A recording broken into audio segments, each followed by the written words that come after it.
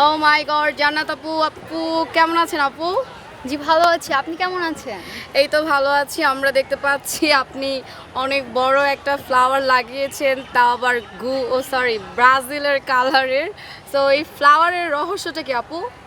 উফ, আপনার নজরে আমার ফ্লাওয়ারটা বারবার পড়ে যাচ্ছে। আসলে শুনেন, এই ফ্লাওয়ার কালকে আমরা রাউন্ড অফ 16 চলে যাওয়ার পরে এটা আমার জন্য নেইমার পাঠিয়েছে স্পেশাল। দেখেছেন হলুদ কালার কি সুন্দর, অ্যান্ড পড়েছে, বলছে যে তুমি এই ফুলটা পরে একটা ভিডিও করে আমাকে ভিডিওটা পাঠাবা। ও মাই গড, এটা কি নেইমার আপনাকে ভিডিও কলে বলেছিল? হ্যাঁ, ভিডিও কল দিয়েছিল।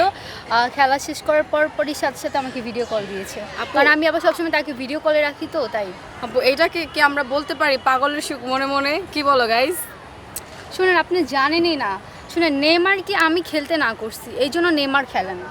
ও আচ্ছা আচ্ছা, এখন তো আমরা জানি এমন একটা যুগ হয়েছে যে সবাই হচ্ছে গার্লফ্রেন্ডের কথায় উঠে বসে, ঠিক আছে।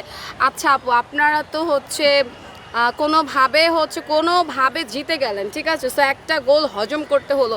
সো এই একটা গোল হজম করতে আপনার কেমন কোক স্প্রাইট লেগেছিল? আমরা হারি নাই তো, আমরা তো জিতে গিয়েছি। আমরা হচ্ছে ফার্স্টে আমাদের একটা গোল দিয়েছে, তারপর আমরা চলে গিয়েছিলাম, তারপর আমরা 7 আপ খেয়ে এসেছি।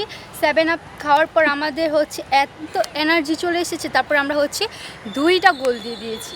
ও মাই গড গাইজ, আসলে ওনার মাথা ঠিক নাই। সো হচ্ছে উনি হচ্ছে ব্রাজিল ফ্যান নামের পাগল, ঠিক আছে। শুনেন, লিসেন, আমি শুধুমাত্র আমার বয়ফ্রেন্ডকে মাঠে নামতে না করেছি, সে নামেনি, ঠিক আছে। তার মানে কি আপনারা কি মনে করেছেন যে আমার বয়ফ্রেন্ড নামে নেই তারপরে কি আমরা হেরে যাব? তা আমরা কিন্তু তারপরেও হেরে যাই নাই, ঠিক আছে। আমাদের যে বয়ফ্রেন্ডের যে স্টাফগুলো আছে তারা কিন্তু অনেক ভালো খেলেছে। কি ব্রাজিল ফ্যানরা আপুকে দেখে হিংসা হচ্ছে, নেইমার ভিডিও কল দেয়, কি রাগ করলা তোমরা?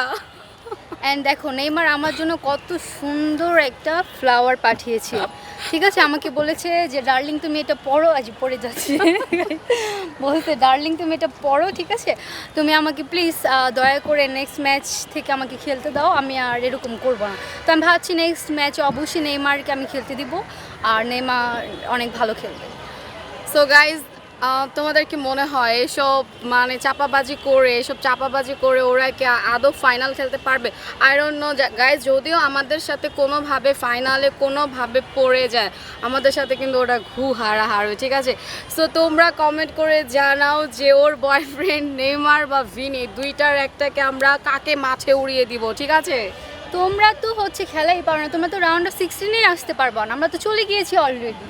দেখা যাক, তোমরা জার্মানি করেছিল না, জার্মানি তো হেরে গিয়েছে, দেখো না, জার্মানি তো নাই এখন। আসলে আমি আপুর কথার সাথে মোটামুটি একটু খেন্দে দিলাম। আমরা আগে রাউন্ড 16-এ যাই, তারপরে বাকি কথা হবে। হ্যাঁ, আমি এখন রাগ করলাম।